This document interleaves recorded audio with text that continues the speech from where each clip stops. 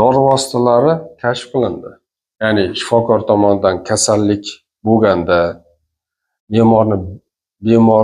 bemor holatida uni a'zosida, to'qimasida, hujayrasida bo'lgan o'zgarishlar haqida, uni tuzilishi, jarayonlari haqida farmakologik kompaniyaga yoki farmakologik bo'limga tavsiya beriladi. Farmakologik bo'lim o'sha to'qimani, hujayrani, unda bo'layotgan kasallik holatidagi o'zgarishlarni joyiga tushiruvchi molekulani izlaydi.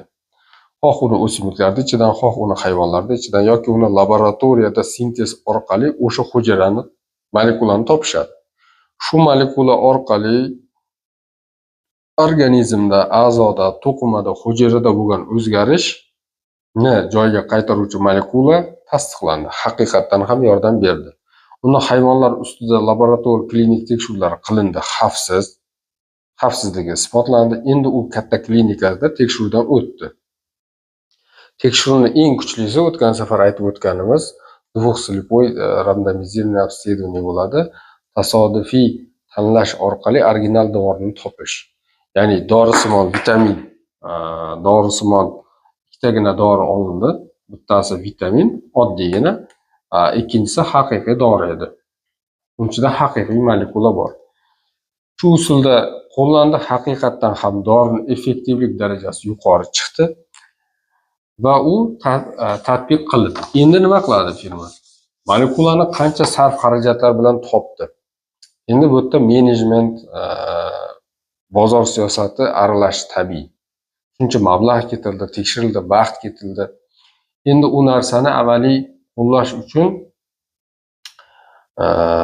dorini qadoqlab turib, dori firma uni korobkada chiqardi. Boshidan oxirigacha hamma jarayonlarni o'z ichiga olgan mana shu dori vosita haqiqiy original hisoblanadi. Endi bitta firma kashf qilgan bu dori, misol nihoyatda ahamiyatli, juda ko'p bemorlarga kerak. Uni hamma yer yuzidagi hamma davlatga ulgurmaydi, ular ishlab chiqarishga. O'shanda unga ikkinchisi qo'shiladi. Bu muqobil. Uni o'rnini bosuvchi dori tavsiya qilinadi. Qanday? Tarkibiy jihatdan bir xil bo'ladi. Asosiy ta'sir qiluvchi molekula bir xil. Faqat uni atrofidagi qo'shimchalarida haqiqiy bilan uni o'rnini bosuvchi muqobilida ozgina farq qiladi. Shuning uchun haqiqiy dori, oddiy qilib aytganda, bu original, o'rnini bosuvchi dori generik deyiladi.